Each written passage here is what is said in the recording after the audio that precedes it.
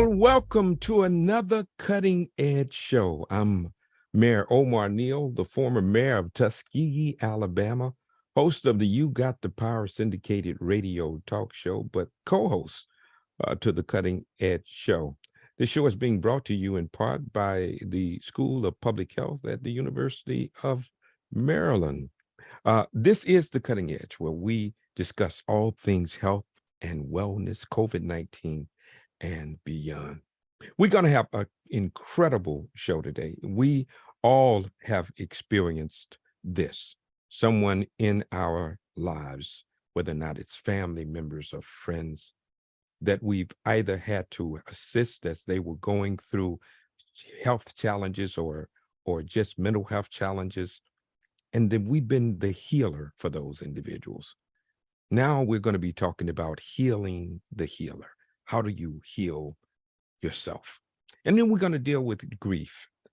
Many people, particularly as it relates to COVID-19, lost family members and friends and acquaintances, co-workers. We're going to talk about how to process grief. We're going to give you a lot of detail on that. And just in conversations, we got a tremendous lineup. We have Dr. Tichelle Bordier, who is assistant professor at family science at the University of Missouri. We also have Tiara Fennell, who is the director of the University of Maryland Center for Healthy Families. We also have Rosalind Selman, who is chaplain of Gilchrist Cares, and last certainly but not least, Wayman Scott, associate director of DEI at Gilchrist Cares. We got a lineup out of this world, and I'm telling you, I don't do this by myself. For those of you who've been watching us over the years, I got a sidekick. His name is Dr. Stephen B. Thomas. We call him Dr. T amongst these parts. He's a professor of the School of Health. He's a professor at the University of Maryland and director for the Center for Health Equity at the University of Maryland. So we got this show going. Dr. T, can you imagine what kind of show we have here, man? Good. Mayor, as they say down south, good gracious alive. It's always good to be in the same space with you. And, the topic, healing the healers, right. We've reached back more than once to say thank you to all those people who are on the front line during the height of the pandemic, during the time when they were loved and people were clapping at 7 o'clock at night. And then the time when they were being beaten up, when the people who didn't want to be vaccinated showed up at the hospital wanting the wrong thing. Right. And we got healthcare workers striking, my friend, in the streets. So there's a lot of healing going on, right. And there's a lot of grief. Even when there's not death, there can still be grief. Maybe that's my question I should ask the experts. Is there a difference between grief and bereavement? I can't wait to unpack this because you know what, in the Black community, I don't know how it is down in Alabama. Yeah. Funerals are like a celebration. It's like somebody done gone home to a better place and they never even say the word death. Well, Dr. Bordier, that she's from New Orleans, right? So, they certainly have a celebration. They see death completely different there. That's right. And man, they do a parade down the street, and they twirling it's not an umbrella, but it's kind of like an umbrella, man. And they got a band going on, man. And you don't know what happened, but whatever happened, they are grateful for whatever it is, because they realize that we are not we are spirits having a human experience, not humans having a spiritual experience. You know what? You have said that more than once, and now I'm seeing it come to fruition. Right. It makes all the sense in the world.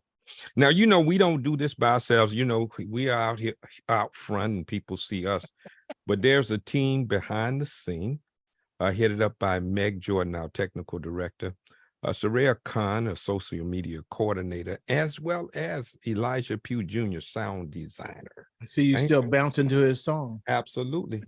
You can't help but do it, man. We got groove, we got soul, right? That's so important. And people can catch us all over the social media space. You can catch us on Facebook, YouTube, Instagram, as well as Twitter. And we have some other platforms, social media platforms that we are also on. And you can also subscribe to our newsletter. You see the QR code there. You can just subscribe right there. And of course, you will get a newsletter each and every week. It chronicles our show as well as give you really great information that you can use during the course of the week. It's just a wonderful document. We are so elated to be able to put that out. So we are constantly giving people information, believing that when people get the proper information, they naturally gravitate to take care of themselves. So that's right. That's what we're doing, right? All right, Dr. T, I want to do something different today. What's that? I want to introduce the person, then I want to bring them up right away. Okay. Right. And I want them to kind of introduce themselves to us, right? In the conversation. Can we do that? Let's try. Let's try that. That's different. Now this is different. This is, me just changing in the middle stream. All right. Just don't be changing the secret sauce, but go ahead. God, trust me. Here we go. Let's go to Dr. Bourdier. Let's bring her up. You can read all about her, but let me say this before we bring her up. I've talked about this whole issue of death and dying and bereavement and all, but her name reverberates in that space. People were talking about going through her classes, and that when you're talking about a person who's really versed in this subject matter, she ranks very, very high. And so it is a pleasure to have had the opportunity to meet her for the first time. Just to have that kind of spirit is just to be in that presence is a blessing. So to behold her countenance and to have the brief conversation that we've had, I know that she's a friend for life. Would you all please bring up Dr. Bourdier so we can hang out with her? Could you snap her up as we come? That's how we do it. We snap you up to the stage. We snap you in, that kind of thing. If you can unmute, we'd be ready to rock and roll with you. Let me say, I'm in Alabama, so that's not far from, Nolans. We down south, kind of, Oh, yeah. But anyway, so wonderful having you with us and having the opportunity to have this most important conversation. Tell, I obviously there's so much about you that we don't know, but if you were to just put in capsule, who are you? How would you do that? I would say that my life's work and purpose, quite frankly, has been to help further the understanding of the complexities of Black grief, grief in Black communities, Black families, Black youth. A lot of my work is focused on youth and young adults. A lot of it within that has been focused on homicide loss and gun violence. Essentially, proposing, and actually not proposing, advocating, being an activist for providing supportive resources to youth instead of just trying to take the guns out of communities, because that's not going to do the job. So I've spent my life's work trying to help further understanding of humanizing Black kids and families, and helping people understand why our rituals, particularly in New Orleans, are so exuberant And I guess the only other thing that I would say, and there are other dimensions to me, I'm a researcher. I'm a program developer. I do trainings in schools, and vice president of the National Alliance for Children's Grief. And I would also say that right during COVID, there was so much pain in the Black community and distress. It was just one more layer on top of so much else. And I was on the ground more. I've never been an ivory tower professor. Right. There was so much that I actually changed my position. So I'm actually still at the University of Missouri, but was funded for a grant a Grief Reach grant that allows me to do work in communities and be more on the ground so that people are able to actually, that I'm more accessible to communities than the restrictions that would be put on my time. So it was enough for me to make that much of a career shift. I'm still in academia, right. But I did change the way that I'm operating to allow more autonomy to be physically present, because the need is that great and the pain that I witnessed was so severe and complex. You know, Dr. Brodeur, first of all, thank you. And I'm so glad, as a fellow academician, the realization that we cannot live in the ivory tower, that we must take our science to the community curbside. And that's what these polls represent. They represent a lesson that we've learned, especially during the pandemic. Why not go where people already have trust? Right. Right. And they have trust in the barbershops and the beauty salons. And so I actually advertised there, and I have for years. That was where I've actually found most of my participants throughout the years was, and I looked everywhere, but yeah, absolutely. I was so excited. Also, thank you, Mayor O'Neill and Dr. Thomas, for having me. I appreciate the cutting edge. So I just wanted to give a major shout out for that. And then the collaboration with the barbershops and hair salons. Wow. Yes, absolutely. It's indeed an honor. And just like the pandemic woke people up to what is public health.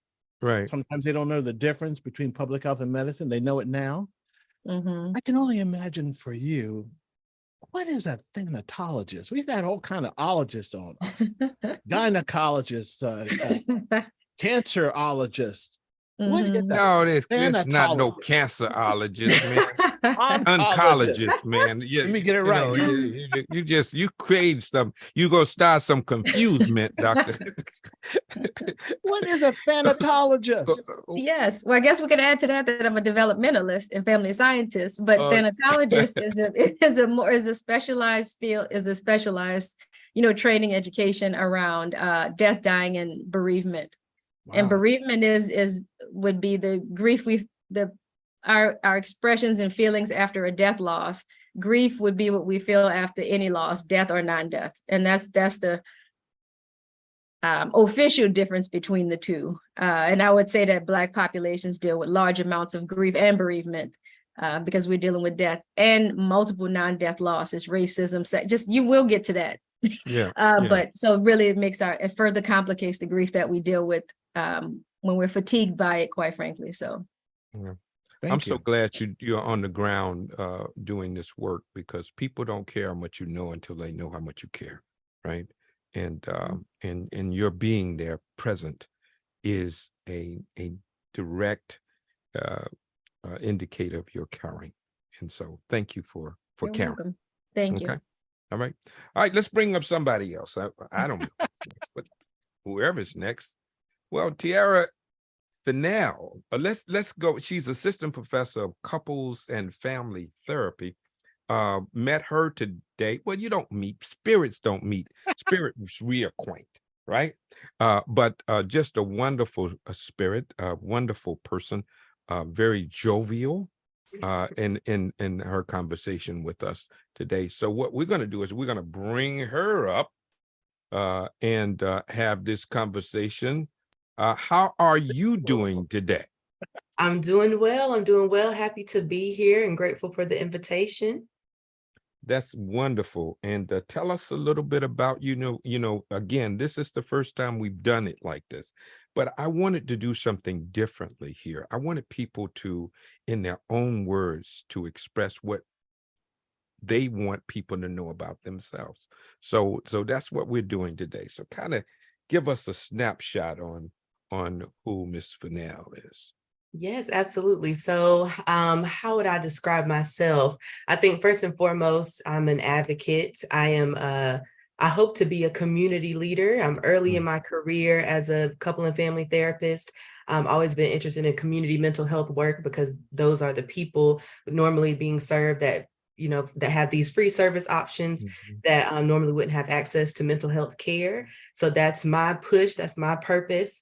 And a lot of what drew me to UMD, I've only been at the university for a few short months, since June, and working at the Center for Healthy Families as the clinical director there. And it's a training clinic attached to the Masters of Couple and Family Therapy program at UMD in the School of Public Health, which is very unique. Because I don't think people realize how much our relationships are a part of our health and our wellness. So I feel comfortable there. I feel excited about the work that I'm doing and that my students are doing and the rest of our colleagues, and happy to be here with y'all today. Now, Mayor, Tiara is a brand new hire at Mhm. the University of Maryland. We didn't snap her. Let's give her some snaps now. Come on now. And you're talking about an advocate for the advocate for the University of Maryland. You just out of here, man. But I'm But we're just so glad Sure. she's here What and I'm that she's saying. working on her PhD. But most importantly, she is hands-on with actual families that come in for therapy through our Center for Healthy Families. And I love that title, the Center for Healthy Families. So much of what we do begins with a deficit.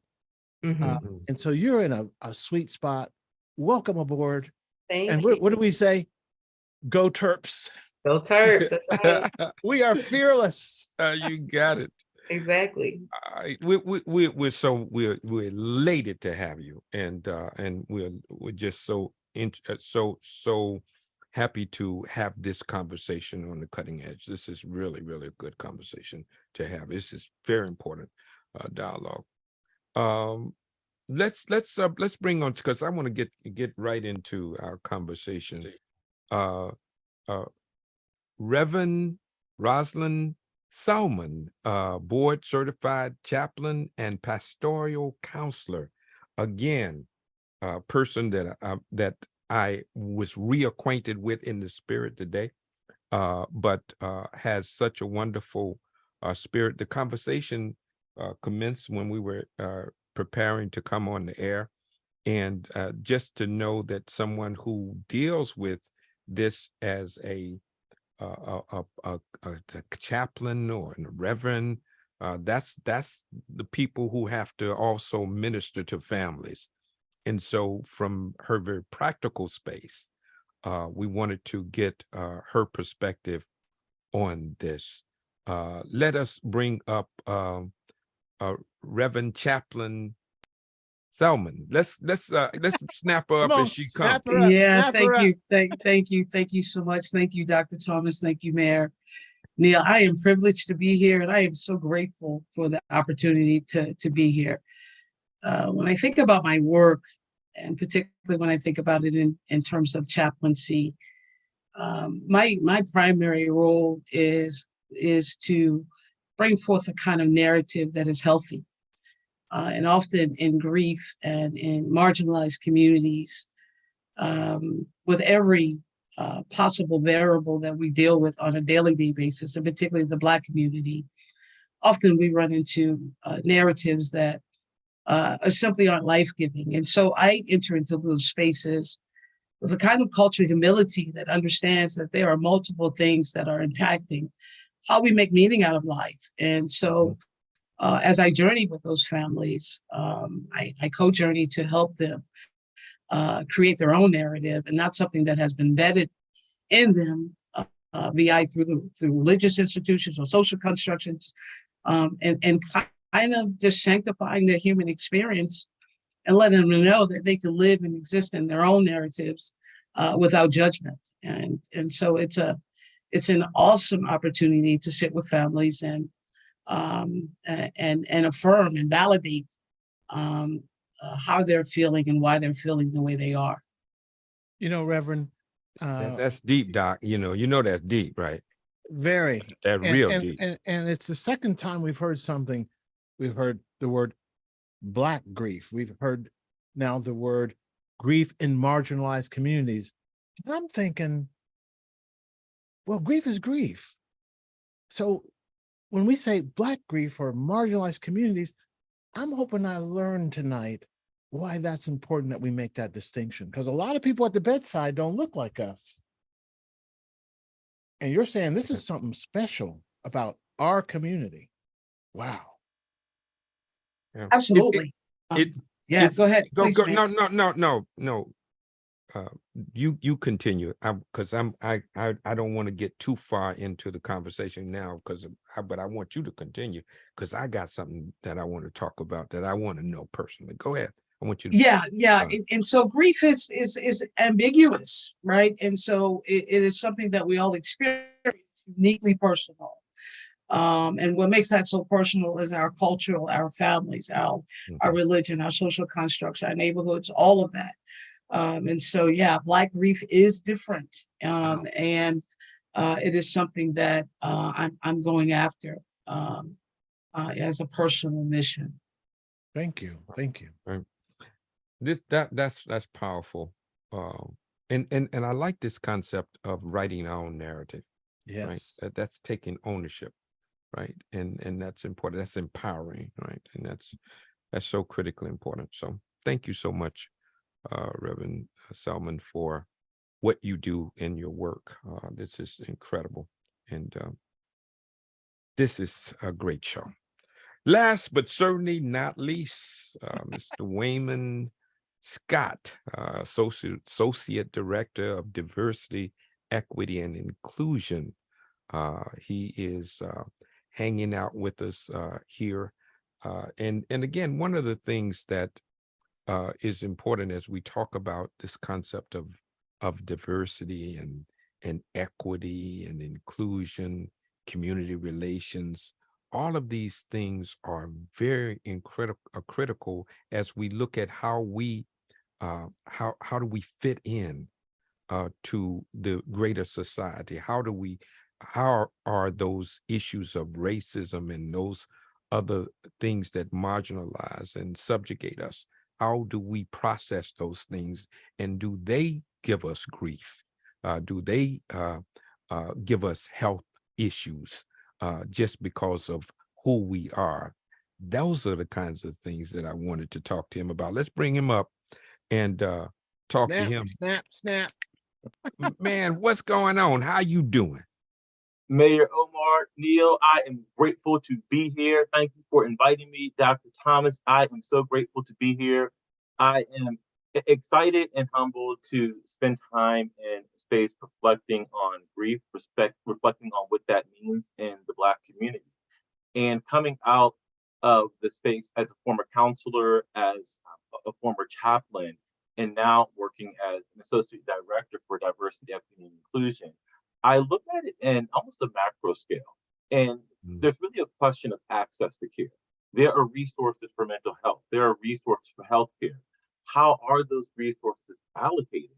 And then how are people told about those resources? Right. So in a hospice, in any hospice around the country, that hospice is going to provide a few things, right? That hospice is going to provide social workers and chaplains that are going to be there at the bedside, supporting the patient and the family, really introducing them to the space of mental health. Some families and people don't interact much with mental health providers until they meet hospice providers. So, and number two, we provide the follow-up grief counseling. So you have these elements of support that are embedded in our community that are a Medicare benefit that we pay into with our taxes. How are we getting those allocated? So I'm very much of the mindset to think about that health equity and disparities of care. In Baltimore City, there's a direct correlation between disparities of care and actual lifespans. So it's really important work, and I'm grateful. Wow. That's you know, Mayor, I recently met Wayman in person outside of the Hollywood Squares. Let me just say something about this, bro. He's a disruptor. He goes into organizations and changes things. Right. And he brought us into his space to help train staff, 200 people. And we brought this kind of cutting edge atmosphere into that room. and they resonated with it, Mayor. Yeah. So when we heal the healers and have this conversation, Wayman's able to take that back to his staff and integrate it into what they're doing. Truly transformational right here in my own backyard, and I'm just learning about it. And these are things that we want to take across the country. Right. That's powerful. I want to get into this conversation. You know, there's a saying that I often say, and that is, if you don't understand racism, then anything else you think you understand will only serve to confuse you. And so I want to go to Dr. Bourdieu and ask the question about generational trauma, that, you know, seeing your children taken from you, seeing people being killed because of some violation of some whatever rule that was established during slavery or whatever it is, to see people being snatched from their country and go through the Middle Passage and die in the belly of boats and be there over periods of time. Can we transfer through DNA grief to generations? Is that possible? Wow. Absolutely. Through epigenesis, we can do that.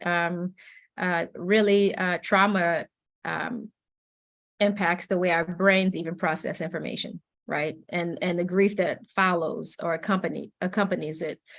So yes, we absolutely can pass on intergenerational trauma in multiple ways, though. So in our bodies, in our DNA, in the decisions that our grandparents and great grandparents make about in terms of parenting, their fears are transmitted to us, their coping mechanisms are transmitted to us, and also their ability, their strategies for coping. So I always try to couple that with, when I speak to populations and I talk about all of the complexities of grief and trauma, because they go hand in hand when we're talking about Black populations who were forcibly brought here to the United States.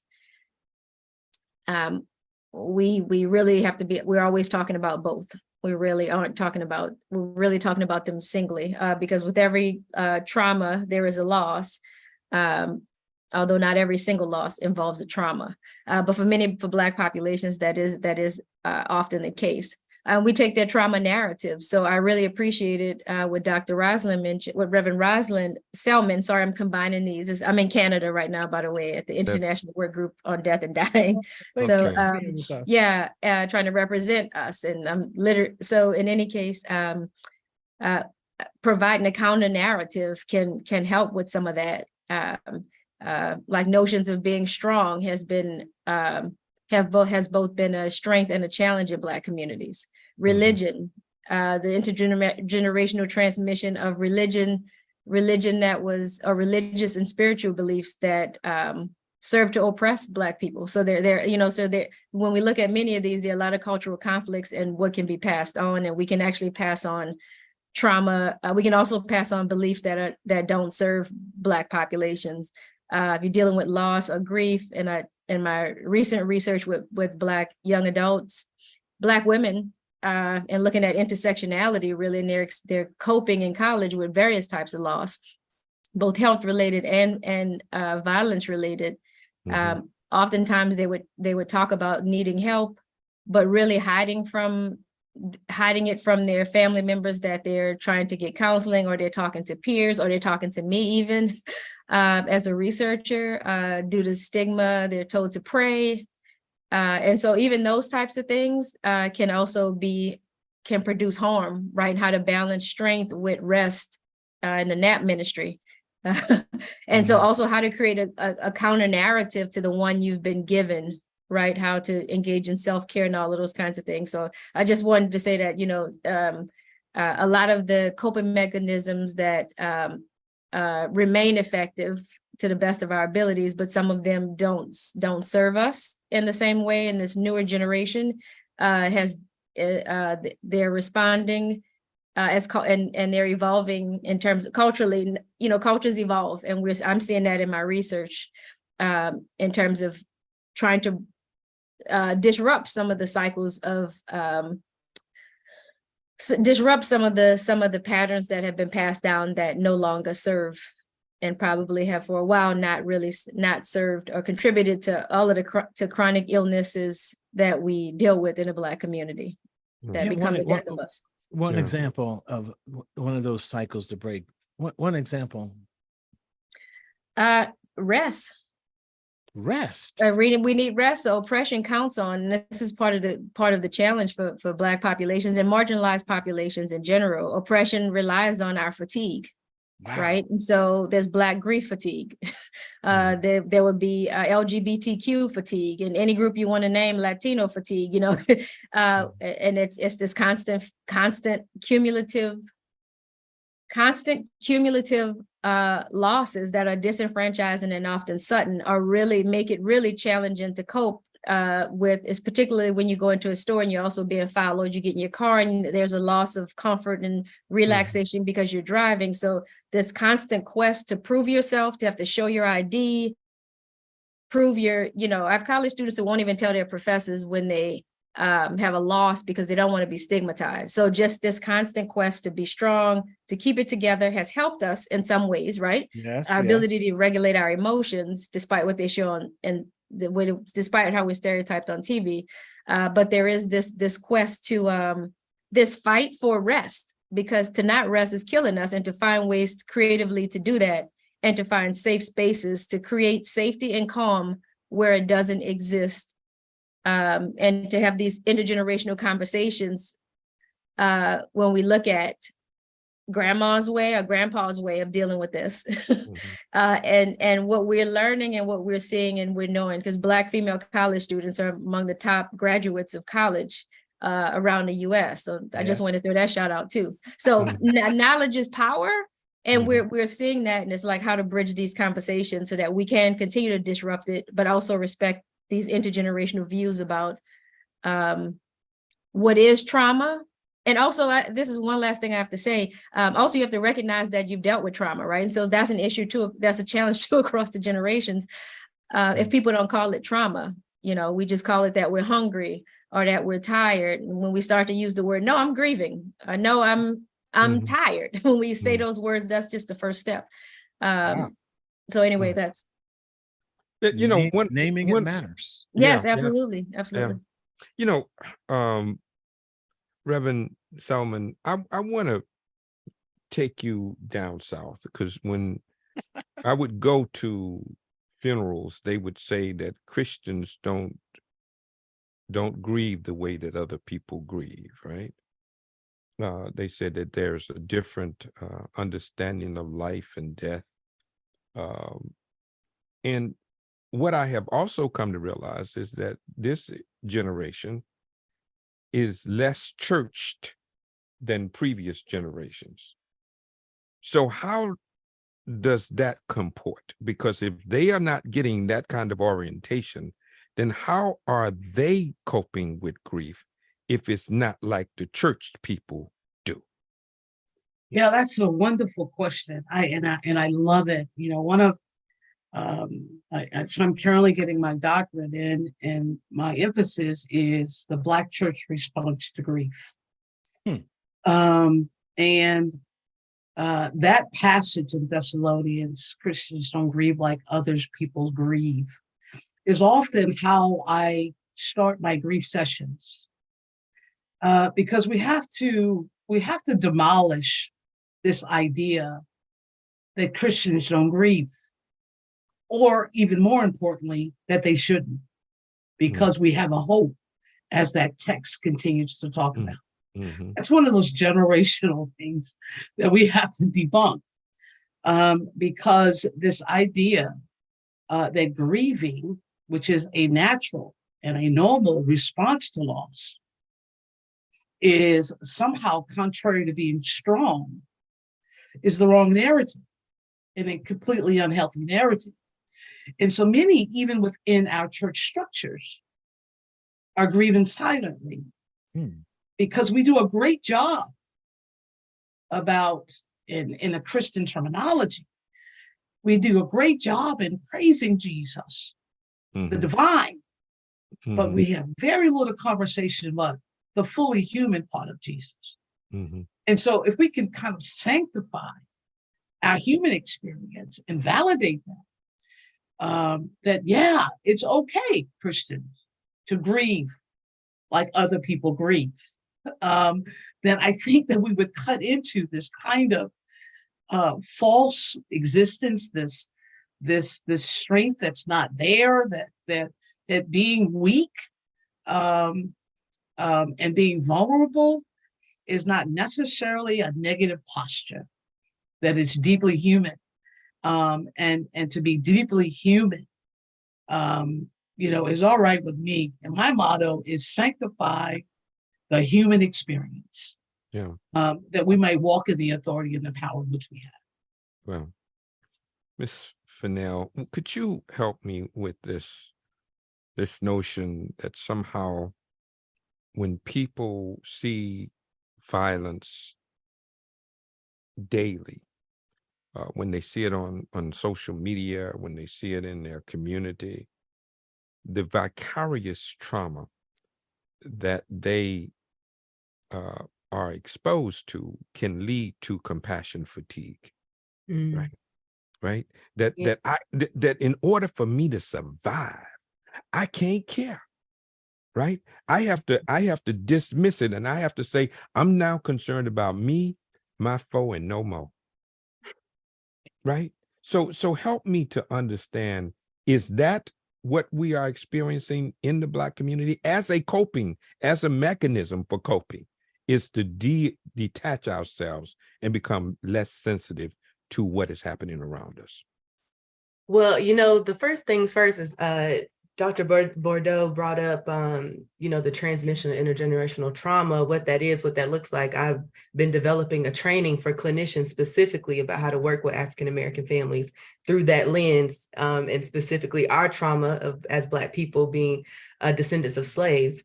And one part of my presentation that I talk about is that the way DSM defines trauma does not include the media that we're taking in. So it's not, and I think what we are all recognizing because of COVID, especially, is it doesn't have to be happening to you for it to affect you and for it to be traumatic to you.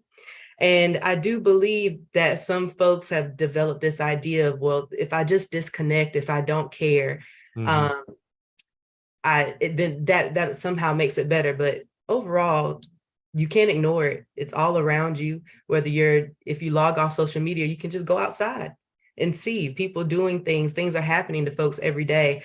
The compassion fatigue is real, but I don't think the detachment or our idea of detachment is actually something that's realistic, right? Like if you care about people, you're going to care about people. There's no switch to turn that off. And that's a gift that I'm personally grateful that I have. And I hope I never lose, because I think ultimately, especially when we're talking about grief and bereavement, I know for me, not just bringing my expertise, but my own personal experience, having my family, having that connection, knowing that people cared about me and how I was doing was a part of my healing experience. And it filled me up so that I could do that for others when it was time to oscillate that responsibility amongst ourselves. Mr. Scott, this notion that our children now are experiencing things that many of us were isolated from. We didn't have. In fact, the television went off at 12 o'clock. Dun, dun, dun, dun, dun, dun. You're dating yourself. And then snow. I mean, right after that, right? Now we got, television 24/7. We have cell phones. People can access whatever they want 24/7.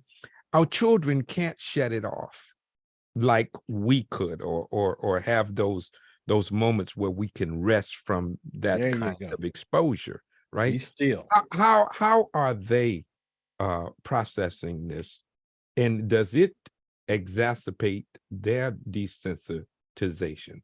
or desensitivity towards life itself? Mayor, you bring up a good point.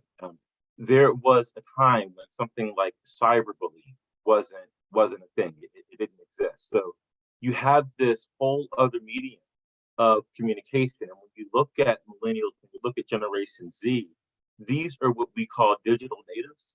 So these are people or children that have grown up, and the idea of communicating over screen and social media is normal. But where do you find that balance? And research is showing that there is a correlational relationship between the age that a young person gets their first phone or mobile device and depression and other clinical diagnosis. So if that is exposed, if they're exposed too early, it could impact how they adjust later on in life, increase certain risk for mental health.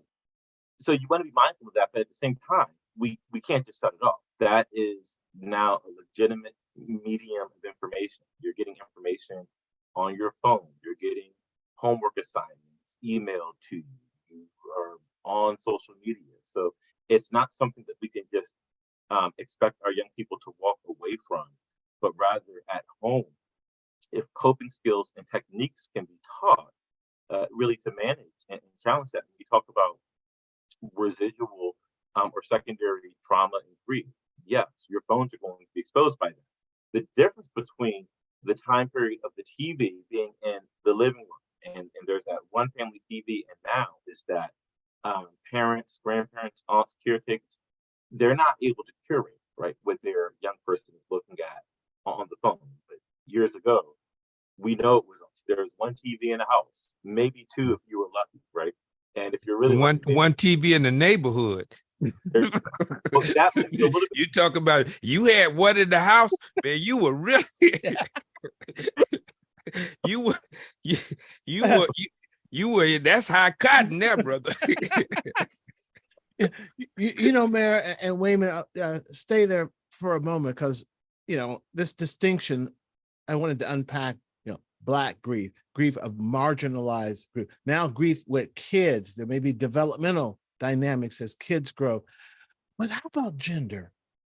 Do men and women grieve the same? Wow. I mean, physiologically, it's normal, but we're making these distinctions about marginalized groups, Blacks. How about men and women? I wanted to just share, especially in our community, when I was serving as a grief counselor, I would hear people bring up their faith as, just like the Reverend Solomon shared, as a reason or tool not to grieve. I don't know why I'm crying. I shouldn't be sad. I don't need to have these feelings. And I remember often reminding people and sharing with fellow Christians that that shortest verse in the Bible, when Jesus found out about his friend Lazarus dying, he wept, didn't he? He wept.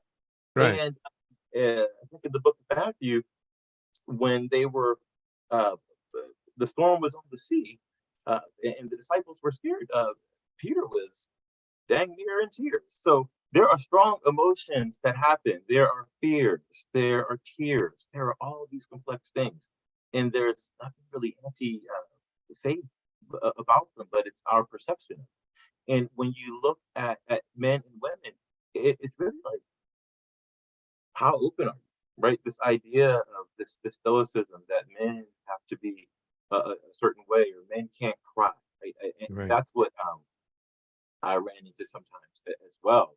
And oftentimes spending my time affirming people's emotion. Oh yes, men can cry because men are human and have emotions and have pain and have loss and the whole spectrum, right?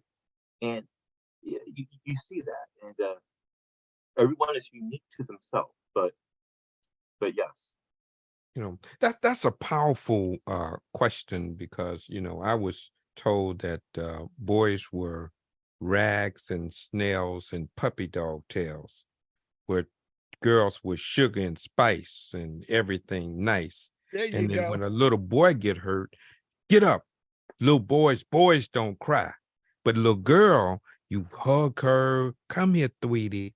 and kiss it and all of that, right? And that we begin to orientate young men not to be in touch with their emotions, right? Very early. We call when little boys get to be a certain age, 5 and 6, they're my little man, right? And so we force him into an area that he's not ready for, whether or not wittingly or unwittingly, whether or not conscious or unconscious. We are forcing young men to be in spaces that they're not emotionally developed to handle, right? Dr. Bordier, is that hyperbolic, or is that possible? And just to clarify your question, is it possible that we can undo that, or is this No, happening? it's possible that it's happening. I just want to know. Absolutely. Absolutely. I need an amen. I mean, amen and hallelujah. Reverend Selman Yes, is and not the hallelujah. only one that got to ask for amen. I Yes. can ask for amen too. It's happening. You need snaps and like all of it, like 5 or 12 reactions, like my sister mentioned, Tiara Fennell. Yeah, absolutely. And it's the messages that our children get. Boys in particular are encouraged to follow the boy code. They're discouraged from extending their emotional vocabulary, from the modeling that they get. So like, all of the all of the things you just mentioned, right? So what we also know, though, is that the research is that Black kids, and here we come back to this, and we coming back to Black grief, the research, or a series of studies of Black kids and interactions with law enforcement. We know research has found that when Black kids are viewed or adultified in a broader society, they start to lose protection earlier than other kids. So they lose police protection that should have allowed them to be able to, the freedom to express emotions and just to be and live their childhood and access a variety of emotions. They are expected to grow up. They are viewed as miniature adults. For boys, by the time, for many kids, they are viewed as, Black kids are viewed as much older and much more mature than what they are. When Tamir Rice died, the officer called in his death, and you'd have to really dig deep. I study homicide laws, and so I tend to go into every record I can find. But when the officer called in the death of this 12-year-old, he described him as an 18 to 21-year-old who he had just killed within 2 seconds of exiting his vehicle while his kid was playing with the toy at a park. The differential expectations these expectations are real. We see it in schools too, that might inhibit emotional expressiveness, where Black kids, Black male youth especially, are put in special education classes by 3rd grade at a disproportionate rate. So this whole notion of being able to access your emotions can be really challenging for both males and females. But again, males are in a society where it's to be more masculine to express what you're feeling. Definitely men and women can express grief in very similar ways and in very different ways. Grief really varies from person to person based on all of your different beliefs. But I can tell you this, that when I sit across or next to any of the Black youth I've spoken with, and that most of my work has been with Black teenage males, I can tell you that they've experienced what DOCA would call disenfranchised grief. So Lil Wayne, I like to bring that up because Lil Wayne is from New Orleans, from my city. And Lil Wayne has said, give me a canvas and I'll draw you a picture, right? So give me some space and I'll tell you how I feel. But they have been inhibited. They've been prevented from sharing these. When I sit across in my research from Black teenage males, and I followed some from the time they were 12 to 22 and 23, and they often say, you're the first person who asked me how I felt. And many grieving people feel like that. You are literally the first person who has asked me how I feel. So they're much more likely to experience unacknowledged grief because we're dehumanized at baseline. And then you add on to that suffocated grief, a concept that I developed through my research that with Black youth and other youth representing multiple identities that have been marginalized. is that they're much more likely to be punished for normal grief expressions. Punished? So we can't even be punished, like penalized in schools. So normal grief. Stop crying. Get out of here. Yeah, Stop crying. But not even that, you know, behavior there's so that, and that's like gentle, to tell you the truth, Mayor Neal. Wow.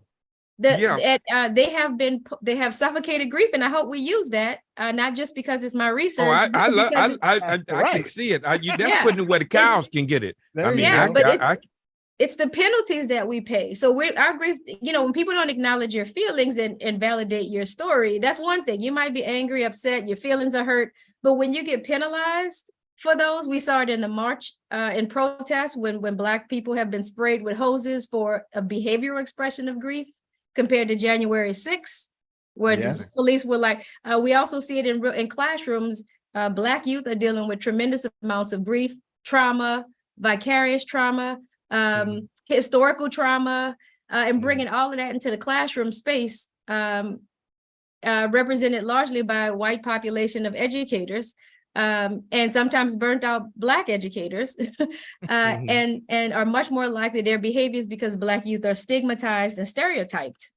Their normal expressions of tears, more frequently fatigue, being triggered by bells and things like that, and their reactions to that have been penalized, from being put in special education classes to the differential suspension and expulsion rates nationwide, to being arrested and at worst being killed, right? For your normal expression of grief, whether it's cognitive expression, social expression, emotional expression.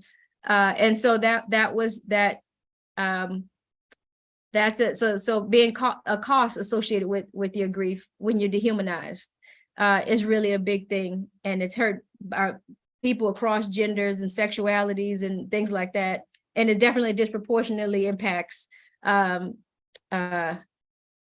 populations that have been marginalized, because I hate to just say marginalized population. We've been marginalized. Right. We exist at the margins, not because we chose that, but because it's been imposed, like so many other things. So I just thank you. Every human being in the world need to hear you, Dr. Bourdier. I want you. All of us. This is a phenomenal. I want to be friends after this with Reverend Selman and Karen, we are friends. We're family. And you and I'm sitting with the mayor.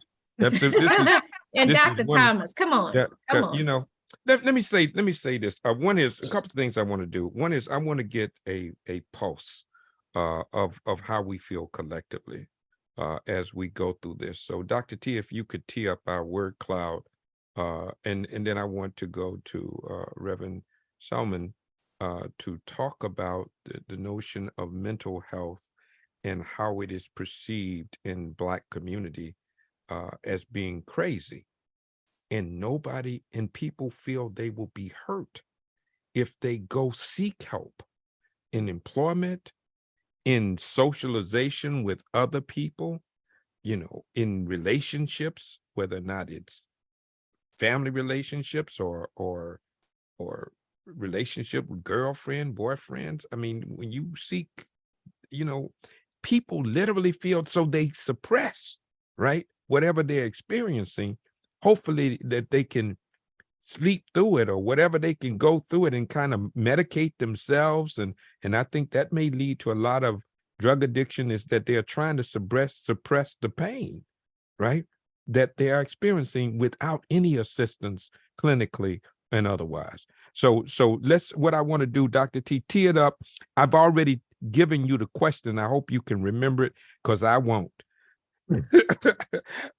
Go ahead, Dr. T. I just want you to think right now, at the moment we're in, both in the country and in this post-pandemic period that is now the new normal, where I now know more people with COVID than I did during the peak. Okay. What word comes to mind for you right now? And for the next 60 seconds, drop that word in the chat, and then drop as many words as you can think of in that chat. For those of you out in cyberspace and social media land, you can use your Q&A box or your, and drop those words in for the next 60 seconds. Just keep them coming. Don't worry about spelling. Just keep the words coming. Yeah. And the crew behind the scenes is going to build a cloud. And the more people who say that word, the larger that word will be. For the past 3 years, we have done this exercise with every group that we've met with. And it's an amazing thumbnail. It's a real pulse beat. Mhm. And when we bring it back up for you to see it, we're going to unpack it together. We're going to put a heartbeat on it. Right. And so I'm sitting here listening to this conversation, and I'm saying to myself, wow, if many of the providers that are out there don't come from our experience, what's going on in their classrooms to get them ready, given that all the things we've just said? Now, I would like to believe that a well-trained person, regardless of their race, ethnicity, or gender identity, if they're trained well, can do what they need to do to help me and my family grieve or bereave, whatever it is that you do as experts, they could do that even though they don't look like me or come from my experience. Am I being naive to think that? Well, let me say this. You know what implicit bias is, Doc, don't you, Doc? So it doesn't mean that they don't want to. It's because they have been acculturated to see you the same way that others see you. Even those well-intended people, they have views of Black people and how we respond to our own grief as well. It's a difficult thing, but I wanted to make sure that we raise your question along with my question. And I want to give it to Reverend Salmon, whether or not people look at mental health indifferently in Black communities, and we don't seek mental health. And then let's add in what Dr. T said in terms of people who are teaching and interacting with our people and professionally. Are they getting the kind of orientation necessary to be responsive to where we are as a people? Well, let me talk about the and a prerequisite that, I'm not a mental health professional, but I do see in my encounters that mental health, and has been for generations, been stigmatized in the Black community. And I think that that's a part of the narrative of being strong. Many of us might remember this in the households from generations. What goes on this house stays in this house, right? Right. Yeah. Right. Yeah. And there's this kind of Right. shame that's Right. attached to mental illness that's been generationally embedded, particularly in the Black community. One of the things that we try to do with an organization at Greater Baltimore Medical Center is to address that mental illness is simply that, right?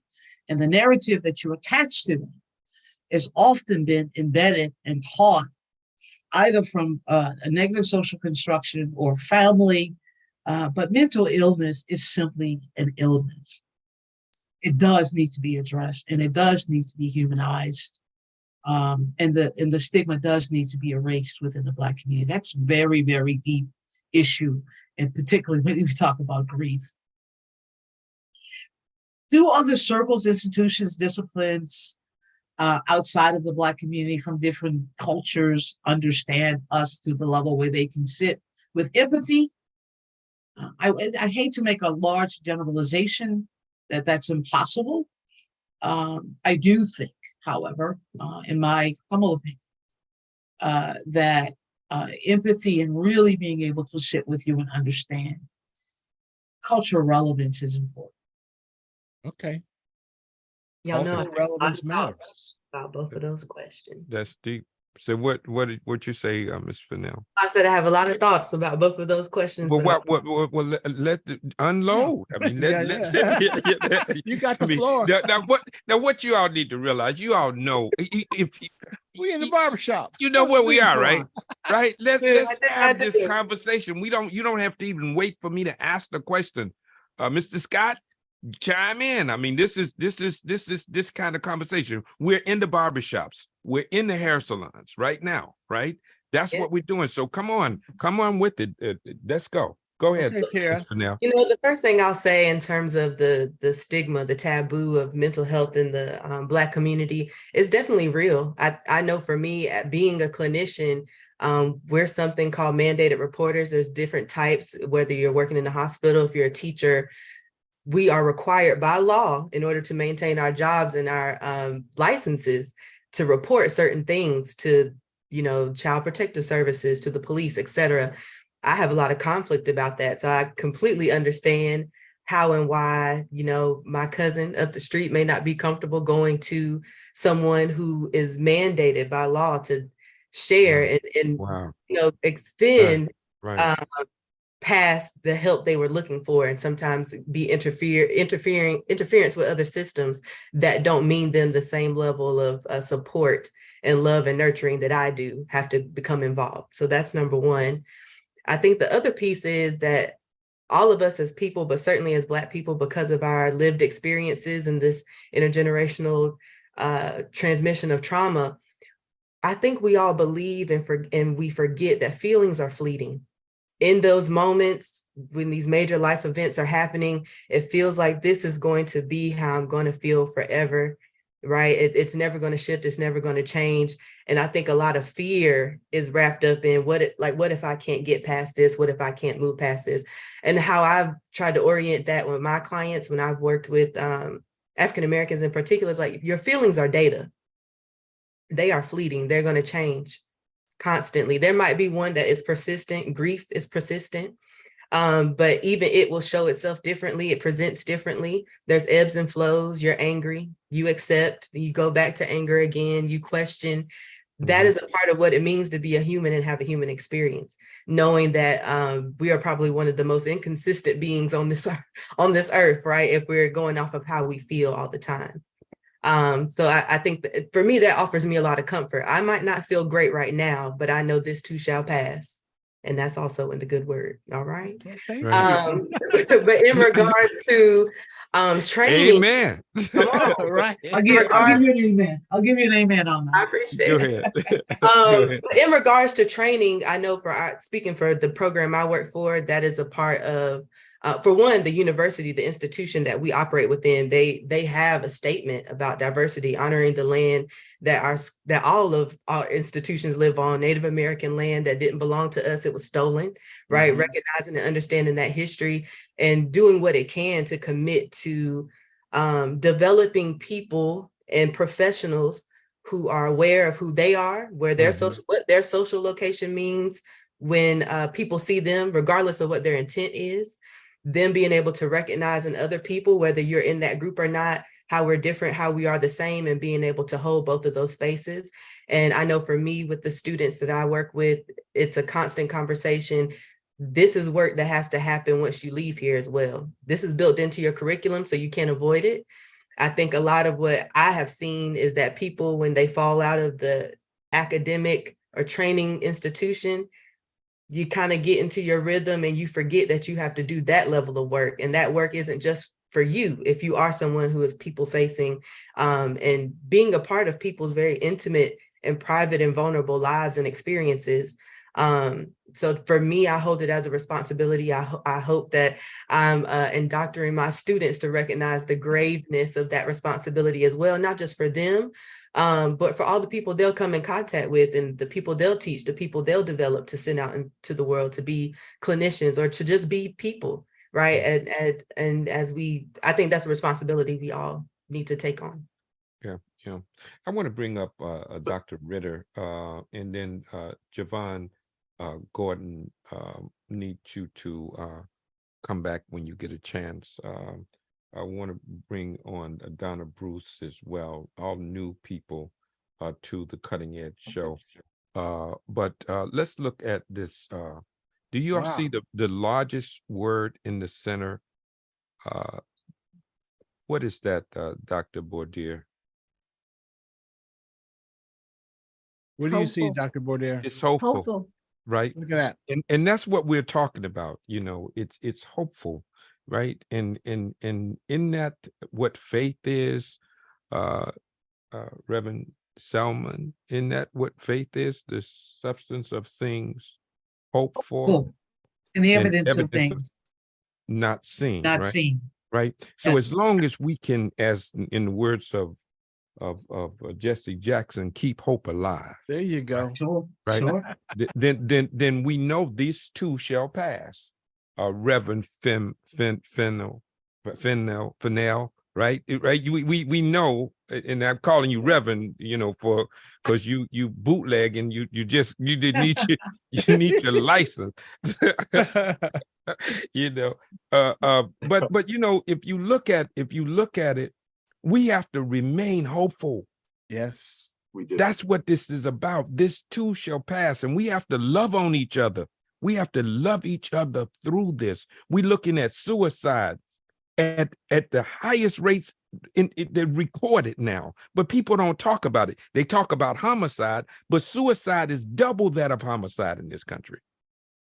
And I think that in the midst of this, we have to have hope, but we also need to be pragmatic. And just to piggyback off of one of the earlier questions about serving in the Black community, serving Black and Brown people, it's important for healthcare institutions to do their research and train their people. So I'm a director of diversity for Gilchrist and associate director for GBMC. And we make it mandatory. If you're going to be patient facing, if you're going to be dealing with people's mothers, fathers, aunts, children, you need to be trained, right? So if I'm going to send my family to a healthcare institution, are they trained to have cultural sensitivity and provide empathy in a culturally sensitive way? That's important. And then at Gilchrist, what we do, we actually go into communities, we go into churches, community centers, neighborhoods, and we will have focus groups. And we will have listening sessions to understand what are the barriers to hospice care for Black families? What are the barriers to primary care for Black families? How do we address that? So you can look at the metadata, but it's important for healthcare institutions to just continue to get on the ball and find out what the needs are. And going to the community and talking to them is paramount. Man, wherever you are, they are blessed to have you. I'm letting you know that to you, Mr. Scott, Dr. Bourdier.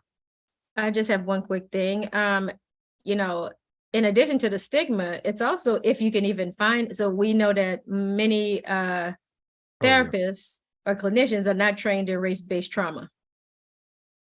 That's just at baseline. So a lot of my work is doing that. Would you just say that again? Would you just say that again? Because that just resonated so powerfully. Please say that again. Research indicates that they're particularly they looked at newer clinicians, right, and found that they were not trained in race-based trauma. So we can just imagine or surmise the generations before them, right? The people who are who are currently in practice. So that's one barrier in and of itself. Okay, they come to you, and then therapists reported that they actually don't know what to do. Now, another thing is the research we found that actually Black people are seeking therapy at higher rates, and Black women in particular are seeking therapy at higher rates. They are also much more likely to terminate early from therapy because it's not culturally resonant for them. So we're wanting to go. Now, here's other pieces when we get in. So in research that's been done that looked at, a Black sounding name, right, and a white sounding name, and that utilized the Black sounding voice, whatever that means, right, and a white sounding voice. If we're honest, we know what those are. You can probably imagine. They found that clinicians, and they randomly called clinicians, they found that, and this was a study of white clinicians in particular, and there are allies out there, and I always want to say that there are allies in every group, and every group progresses because of allyship. Of populations, people who advocate and will step up for you and speak up when you're not in the room and use their privilege to support you. However, what they found was that these therapists, although Black and white fictitious people, were likely to receive return calls for appointments at similar rates white populations or the white sounding name and voice was more likely to actually be given an appointment. So the callback versus calling back and giving you an appointment and trying to move the process forward is challenging. So the barriers are numerous as we look at this. As we look at this situation, just before you even get in the door, we have all of these things. You have that Black person who's having to overcome the stigma, have to go, but even if grandma is saying it's not going to be worthwhile. And then also the reality is that when Black people have talked about their kids and tried to get them help, they end up over medicating. Black kids are over medicated. Right. For grief and everything else. And then another thing and we already talked about suffocated grief. And then this other piece where Black kids are disproportionately taken from their home in this capitalistic society and put into foster care and other systems. And so there is a real threat. So some things there's stigma, but underneath a lot of that is like, there are real threats. And this is the last thing I want to come to, Mayor Neal, because you brought this up. Yeah. You brought this up. And so did you, Dr. T. So blame me. I'll take it. Go ahead. You brought this up. So I want to say one other thing. Historically, when we look at just this desire, this lack of space for Black people to express this hardness that we have to carry around, this strength, this emotional this extra work we have to do, during when Black people were enslaved, they dealt with multiple losses all the time, multiple sudden disenfranchising losses hung from tree. You know this, we don't have to go through it, but we've had some horrific deaths throughout history.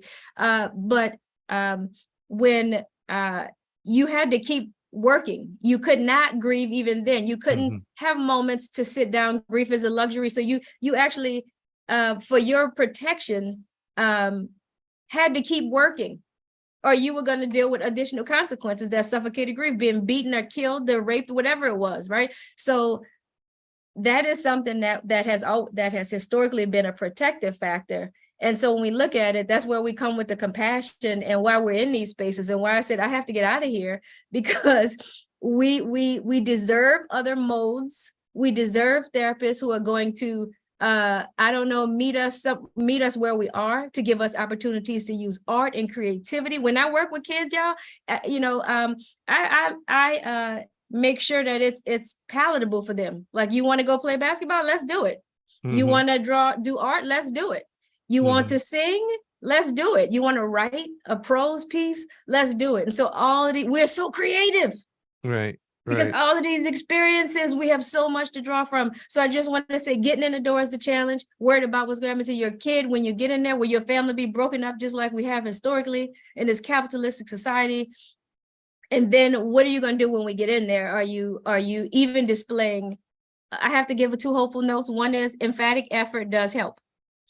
And I've also come up with the 5 A's of culturally conscientious practice. Like, you mess up, apologize, acknowledge your error, ask questions, ally. Those are the ways you can be more effective with us, because I don't want to leave us with no way to be effective. And the other piece is emphatic effort and ability to not allow these preconceptions to color your time with the population, right? Not allowing that. So humility is when we bracket what we think before we enter the space, so we can be present. Like, write in your journal before you go into that room with all your stereotypes. It's going to allow you to be more present. So cultural humility. So I always there are things that can be done, even if they're one at a time. But people can have success in racially dissimilar situations if there is at least emphatic effort, if we're willing to apologize, if we can acknowledge we're burned out as a Black person dealing with trauma, or white, whatever your background is. So it's just these things are possible. Dr. Roedier, I mean, you mentioned allies, and you just gave a masterclass in what needs to be done, and talked about clinicians. So we have our resident gynecologist with us, Dr. Ritter, who sees patients, including Black women. And when people have trust, and I'm asking you this, Dr. Ritter, you're not a psychiatrist. You're not just like the barbers and stylists. They're not psychologists or psychiatrists, but people come to them and what they say and how they treat them can be healing. So I'm just curious what you're hearing, Dr. Ritter, in this conversation. Oh, wow. It's a wealth of wisdom that I'm hearing. And I respond to all of it as a white clinician. We're not trained in race-based trauma. We're not, because if we focused on that, we'd realize medicine is a big trigger of trauma for race. We'd have to admit that there's racism in healthcare, and then maybe we could be trained in it. I mean, we try to admit it, but then we still don't do anything. We just say it in words. But what I'm experiencing is the rest, the need for rest. What did you say? The fight for rest. Mm. Oh my gosh. That is really what we need to. Everybody knows the book, The Body Keeps the Score, right? Because we are conditioned. We are just a body full of conditioned experiences. And a lot of the trauma that we have been forced to cover up as minorities, women, I have that myself. It never leaves. So until you can do the internal work in community together, like that word cloud, you had so many individual words. We have to do the individual work and then come into a space to rest like this. So this space I've been in for 3 years or so now with you guys. Mm-hmm. And it just opens up the restful space that you can have this communication and heal. So I try in my individual practice to give the space to the patient. It's easier when you know the patient for a long time, but so many come in first time, and I try not to talk as much. You give leading open questions and then give the space. So it's been interesting during the pandemic because people are willing to talk more because we have this common trauma of a pandemic. We can enter race spaces better when we have a common trauma. So that's what I'm recognizing with my patients. They're opening up to me. I've changed myself, but I don't think I've changed that much, but they have changed in their reaction to me. So it's possible. It is hopeful that we can train clinicians in race-based trauma. It's there.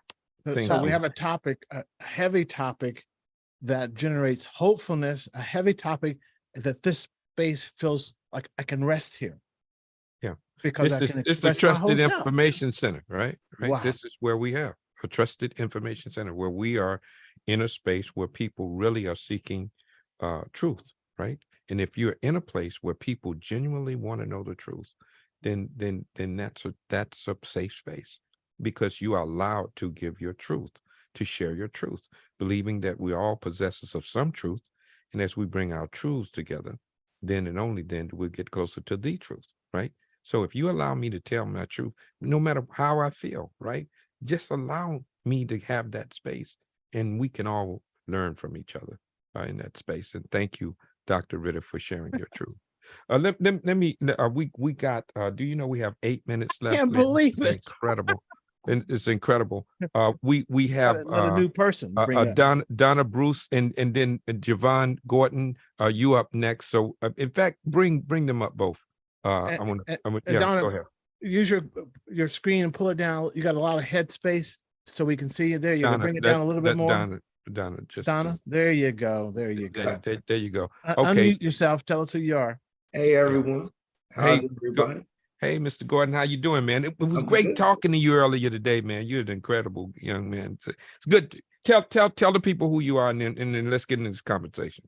Well, I can, unless Miss Bruce goes first. That'd be rude of me. Okay. Go ahead, Donna. Okay, go ahead. Good evening, everyone. First, I want to say thank you so much for inviting me into this space. Hey, Carol, Dr. Ritter. I feel so empowered. Thank you so much. So we have 8 minutes, so I'm going to be very short. So my name is Donna Bruce, Donna Bruce Unlimited. I'm a hairstylist. I am a healer. Hey, Wayman, nice working with you here in Baltimore. And Dr. Bodu, what you were saying with the healing through art, I'm so excited. I'm trying to articulate it. I'm thinking about time. So for all intents and purposes, I am a bereaved mother. That's my son, Devon. Wow. 2 years ago, he was found unresponsive here in Baltimore. That's a whole nother story because they determined it. They couldn't give me a diagnosis how he passed. That's a whole nother story. But in his transition, I'm a hairstylist. I am artsy. I'm creative. I dance. I do hair. I started doing these hair and fashion shows honoring other bereaved mothers. That has been so much healing for me that I can't even articulate what it's doing. So in my pouring into other mothers, just creating this space for them to put on clothes and walk down the runway and come to rehearsal, other people who are hurting and grieving, because what happens is people forget grieving. So all the phone calls, the flowers die, and through my son's transition, I've just been able to pour into. 19 is the second annual DBU annual fashion show honoring. You muted yourself, Donna. Donna, you muted yourself. I'm sorry. Sorry, November the 19th is the next DBU honoring bereaved parents, because what the men said was, Donna, nobody never asks about us. When are you going to honor the men? And I said, we're going to honor the men next year. And then I had some LGBTQ said, well, Donna, what about us? And I said, guess what? It's room for everybody, right? So I say all that to say that healing happens in untraditional ways and untraditional spaces. I don't know all the technical terms, but as you all were sharing, I was like, this is some clinical work that's going on here. Like we are healing in untraditional ways, right? That's right. So I invite all of you to come to the show. Javon, it's your turn. I think you got like 3 minutes. Okay. Not all three, but no. I want everybody to stay there because this is really good. Go ahead, Jim. Thank you so much, Donna, for sharing. Absolutely. Yeah, no, I really appreciate your transparency, Ms. Donna. That was just excellent. That was just a perfect segue for me to be able to just talk about so many different things, because you're right. The great doctor here did speak on so many high-level principles and things that we need to look at. But one of the things I want to talk about is systems and culture. And Mr. Scott said, they have, all these systems and things out there that meet our needs. And I think that's good. But I don't believe that the systems are built around our culture. And if the systems aren't built around our culture, our people are going to continue to just buck against the system or just not utilize the system for what it could be used for. And I find that with youth, and we spoke on it earlier, if all these resources are there, we got all you great people are there, we got churches, we got all these spaces for safe spaces, but if the information isn't there and it's not safe, it's not welcoming, it's not a real system for our culture. That's why I love this platform, because if we could design a system where we stop navigating the therapist to school or this information through, or the degree spaces through this therapist within the colleges, maybe my local barber just wants to be a therapist, a community support worker, or a coach. Why can't we incentivize them? So I'm just looking at ways that we can just fit our systems into our cultures to our systems to make a better living space for all. That's what I'm here for. I like that. Javon and I met with a group of HHS leaders focused on how we can help Black men, a closed door session. And these polls back here, I see simply as a new doorway. And on the other side of the doorway, because no one feels bad going into the barbershop, they all feel good coming out of the salon.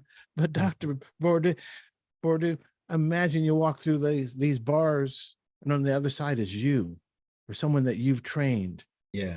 Okay, that's where we're trying to get to, a new doorway. for healthcare for our community. Yeah, I want you. And as a hairstylist, sorry. No, go ahead. No, No, go no, go ahead, ahead. No, And, no, and, go ahead. and as a hairstylist, I can attest to just literally tonight, my client is going through a divorce. Mhm. Something as simple as doing her lashes and her eyebrows. Yes. Oh yeah. Oh yeah. She Yeah. cried Right. and had to do Right. her lashes over again. And then I had to decompartmentalize my divorce that I talk about vicarious trauma now, I'm right? with it. So Right. with learning it. all these coping skills and then Right. say, okay, now I have to prepare myself to go fix dinner for my new husband. But I had to think about my old husband, but I had to be there to help her heal in this process. So Right. people minimize or look over the significance that barbers and stylists have. Under the direct training, I'm a certified life coach. I'm a certified peer recovery specialist with a specialization in family, as well as a registered peer supervisor, a master cosmetologist. So I wear many hats. But under the right, and I got so hungry and filled up when you guys were just pouring all this information because it all makes sense. So if you train us thoroughly, 'Cause we are boots on the ground, There you go. then we Yeah. can train the younger people because we can connect what through I hair was- shows and fashion There shows, you right? go. That's what, So- and I'll land the plane on that, and because that's what the base of our conversation is finding ways that we can really incentivize youth. Imagine a 10-year-old that's doing her baby doll's hair, knowing that I can grow up to be the therapist and the cosmetologist out of high school, making 6 figures right away. That's a career Yes. path for me, Yep. and I can go And to that's what we the, do. And that's what we actually do at the organization. So the website is there. We had like over 25 young people with all these mannequins, and they are in tune. But you also got to learn something trauma informed. There you So go. that's the trick is I'll bring you all you young ladies in, but we're going to learn a little bit about sensitivity, that how to speak to your sister if she's not braiding correctly. Okay, I'm done. No, I'll no, take you the know, I beginning, didn't think Donna. about it. You know, we started a little late. So that's gonna give us a few more minutes. Let's bring up a couple of people. Let's go down the Pine Bluff, Arkansas. We're gonna be short on this, but we do want to introduce our Thank you, Javon. our wellness warriors. Yeah, the to- wellness warriors out you there. know, we need to do that. Pine Bluff, Arkansas. Hey, Dorothy Reynolds, how you doing? Good evening. I'm fine. Thank you for this opportunity to even say something. And thank both of you, Dr. Thomas and Mayor Neal, for this particular topic. We're experiencing so much death in Pine Bluff. And it's the topic, the message, the information from our panelists is helpful to me. And because I've been dealing with some of these I lost my neighbor across the street just yesterday.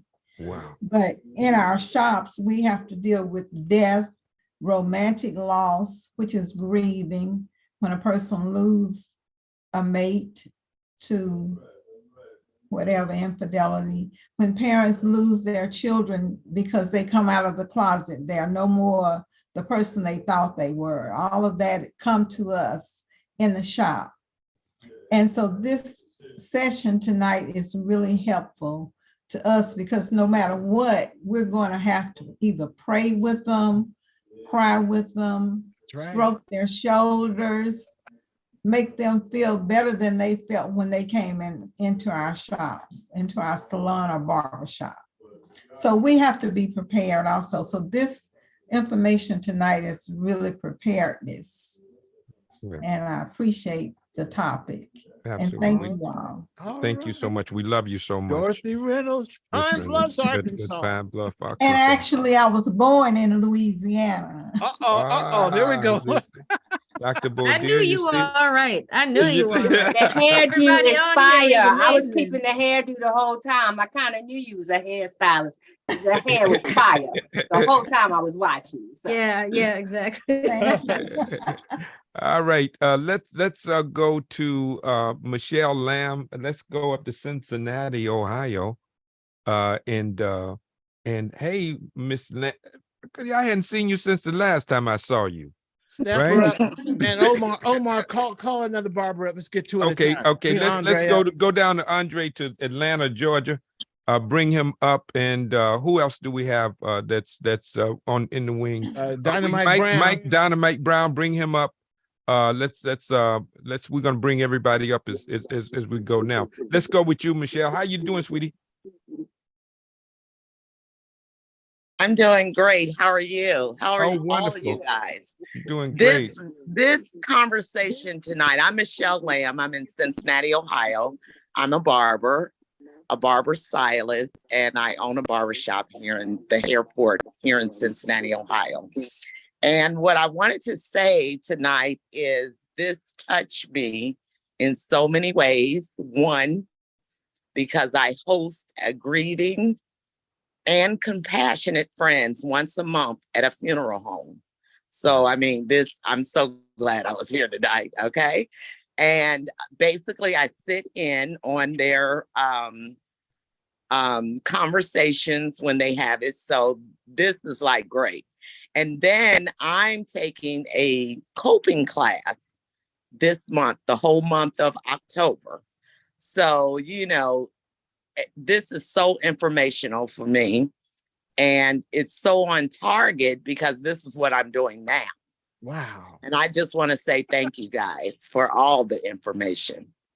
Thank you so very Thank much. you, Michelle for what you're Lamb. doing. We're Absolutely building good to see you. capacity in the community that stays in the community. Yes, Absolutely. sir. Absolutely. Thank you. Good, thank you. Let's go to the ATL in Atlanta. the airport of the ATL. Good evening, everyone. My Good name is evening. Andre Russell. I happen to have a shop in the busiest airport in the world, and I'm required to say that every time I introduce myself. So, but to the subject we're talking about, the grief. I've got 4 sons, 2 masters, 1 PhD, and then another guy that's like me that opens up businesses. When we talk about grief, we talk more about, and when I'm talking about grief, I want to keep it in sort of Black grief. I'm talking about Black life. And so I encourage my sons to initiate things that are happening, that is happening with them when we talk about grief, because in our lives, in particular, there has been a tremendous amount of grief. And what I try and tell them is when we approach situations where there are police involved, we have a shield of intelligence based on some of the things that we've talked about. Dr. Bordeaux has talked about. We need to talk about these things within our groups, within our lives, within our families, because grief is going to be with us as Black individuals, regardless. It's once we talk about grief as we do, then until religion comes up, because the more my boys learn, the more they go into, well, what's happening with religion. I can't say anything in particular because we all have individual things going on. But however, this has been very good for us. I'm going to try and get them to watch this, but they are extreme individuals doing everything that they do. One of them, I think, is following behind what Dr. Bordeaux is talking about what's happening with Black grieving. And most of the time, they only come by on Sundays when we have dinner. And most of the time, I have no idea what the hell they're talking about. I just want to say that. So you love them anyway. But thank you, man. We love you. We love you, man. Thank you so much. Let's go to Mike Dynamite Brown. There you go. What's up, everybody? The DC area. Go ahead, man. What's going on, man? Hey, man, how y'all doing? Doing great, man. It's very informative today. I was just listening. I don't even want to step into this. I don't even want to open this can because the day that I had fits right into this. I kind of like diffused the war that was about to start in the barbershop, and it started on Instagram. I don't even want to go into it, but hey, give me the snippet. Could you gonna skinny? Why you gonna bring it up and then say I don't want to talk about it, right? So at least give us a snippet, right? Use those seconds to talk about it. In my lap, and we're talking about the young guys out here that's walking around with ski masks on and their pants hanging off their butt. So I'm cutting one of them, and he comes in the shop, and I started to cut him, and then I stopped to do something. When I turned around, some guys came in. They had on ski masks. I was like, what's going on? What's up? They was like, nah, we need to talk to him. And I was like, no, let's talk and see what's going on. So I talked to them outside. I was like, you can't do that here. So I let the two guys go in the back who had an altercation and left all the other wolves outside. I let them talk in the back, and it all started over Instagram about who said what. And then he said, when I see you, I'm gonna see you when I see you. So he saw him in the barbershop, but his whole demeanor was different when he saw the guy. So it's just going back to the mental trauma that's in our community, that when you bump into somebody because you're talking tough on the internet, and then when you see him, your whole demeanor is different. I mean, that altercation landed right in front of me, and it could have blew up right there had I not been there, because the guys that were coming to do something, they called me uncle. Hey, we ain't gonna do that to you, uncle. No, so just to be in that environment, to defuse that and let the two guys talk was a healing mechanism for me. So it didn't turn out to where they were trying to kill each other. They left out talking, and that was big for me. But way to go, things Mike. that was going on and being said today, it really it was a confirmation of, I need some more training on coping mechanisms and stuff like that, because a lot of this stuff I really just don't tolerate. I don't understand it. I mean, how can people be dead wrong about something and then act like they right? They want to fight you like they're right. I mean, I just don't get the way the world thinks. And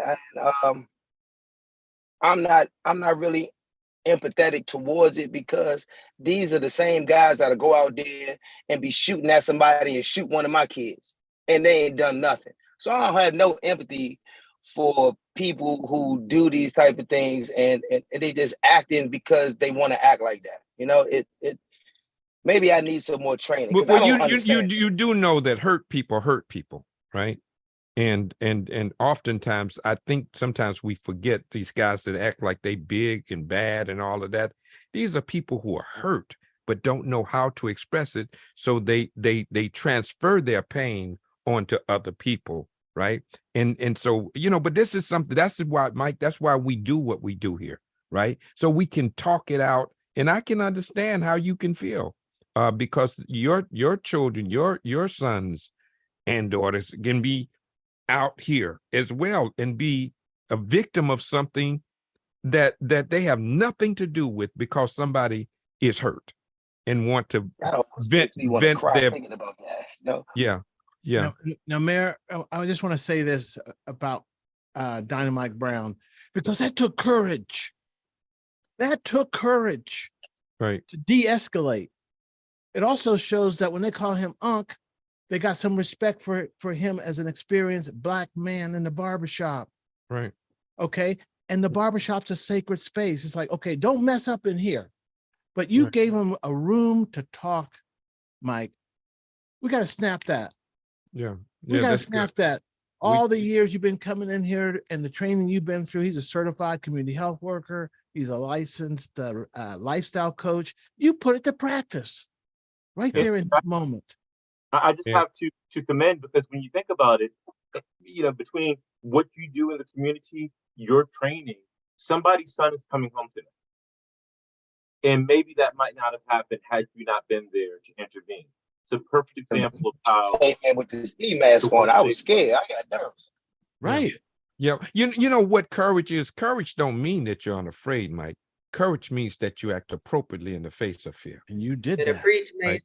And the fact that you're able to say, I'm afraid, is freedom right there.